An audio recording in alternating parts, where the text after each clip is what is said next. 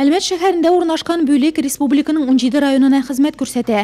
Кешеләр белгечләргә кабул итү вакытларында онлайн инспекция РФ сайты аша да мөрәҗәгать итә ала.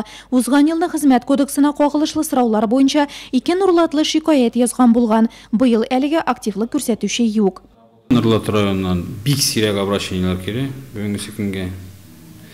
Мин аны бер яктан бәялим. Администрация әйбәт эшли, прокуратура полностью әйбәт эшли. И шуңа күрә проблемалар юк. Менә оешмалар экономикада Нурлат районында әйбәт дип әйтәсе килә. Бар районнар кая вакытынча түләү хакын түләмиләр вакытында эшләү хакын. Бар проблемалар менә кичкенә районнарда авыл хуҗалыгы оешмаларында.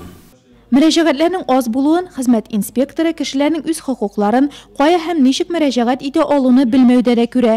Киләчәктә төрле өлкәләрдә эшләүчеләр арасында пропаганда эшен җәелдерергә кирәк дип басым ясады Фидаил Хәернасов.